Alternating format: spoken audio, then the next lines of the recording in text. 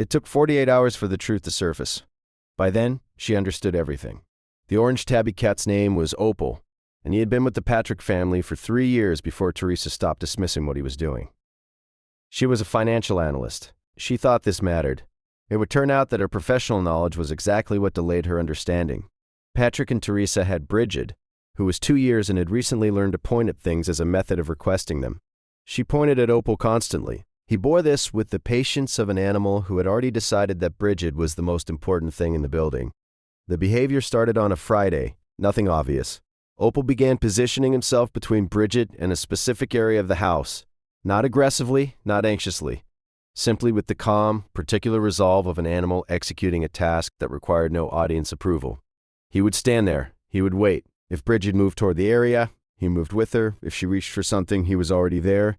Teresa moved him the first time. He returned before she'd crossed the room. She moved him the second time with greater deliberateness. He returned in under 4 minutes. By the third day, she'd begun consulting her financial analyst colleagues about canine resource guarding. The wrong question, arriving from the wrong framework, producing entirely wrong conclusions. Her expertise was the problem. She had a category for what she was observing. The category was incorrect. Patrick was less certain. He had no professional framework to apply, which meant he was watching what was actually happening instead of watching for confirmation of what he already thought was happening. He mentioned it to his brother. His brother said he'd heard of something like this. Patrick said he'd heard of it too.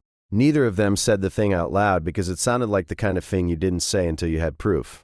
On the 7th night, Teresa sat on the kitchen floor at 11 p.m. with her back against the refrigerator, watching Opal maintain his position near the area he'd been attending to all week. She had a cup of coffee she wasn't drinking. She had her phone with a browser open to a veterinary behavior website she wasn't reading. She was watching the dog. He turned and looked at her once, directly, the kind of look that carries information. Then he turned back. 2 days later, the thing happened. The details are specific, which is why they matter. Opal began a behavior he had never exhibited in 3 years. He moved from his position and pressed himself against Patrick's legs repeatedly in the direction of the phone that was sitting on the counter. Patrick reached for it. Opal continued pressing toward it. Patrick called the number he needed to call. What the toxicologist found was pothos fine ingestion risk. The toxicologist explained the science afterward. Dogs can detect the insoluble calcium oxalate crystal compounds, the window between detectable and symptomatic. In this specific case was the window in which Opal had been standing in exactly that spot, in exactly that position for exactly that many days. The concentration in the lower leaves was high enough to cause airway inflammation in under an hour, the toxicologist said. Teresa wrote it down. Not because she needed to, she would remember it without writing, but because she needed to do something with her hands in that moment. She had a category now. The category was, I had a professional framework that was wrong. The dog had no professional framework and was right. This is not an abstract thing. The family went through the math together later. The number of days, the progression of what had been building, the window they'd had. Opal had started attending to the situation before any instrument would have detected it, before any symptom would have been visible, before any human sense would have registered anything as wrong. He was working from a different data set. The family modified the house. They had the inspection.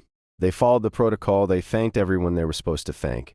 What they couldn't do was fully account for Opal's contribution. In any of the official paperwork, there wasn't a field for it. There isn't a field for it. The toxicologist put early detection in the report. Early detection is accurate and is also incomplete. Teresa sits differently on the kitchen floor now, differently than she sat in the beginning of the story. Lower, more settled, with Opal beside her instead of across the room from her. She had 20 years of professional training. She had a dog who'd been paying attention to things she didn't have instruments to measure.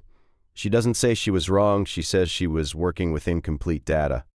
Opal has no opinion on the distinction. He is busy attending to Bridget, who is 2 years and has recently learned that pointing at the dog works somewhat better than pointing at most other things. He is patient with her about it. He has always been patient. Has your dog ever done something that didn't make sense? Until suddenly it did. Tell us in the comments. Subscribe so the next story finds you before the noise does. She told her sister about it 6 weeks later, over the phone, in the specific way you tell a story when you're still not entirely sure the words are adequate to the thing that happened. Her sister listened to the whole thing without interrupting. Then she said, I believe you. I believe dogs could do this before you told me. That's the thing about these stories. The people who need convincing are rarely the ones who end up in them.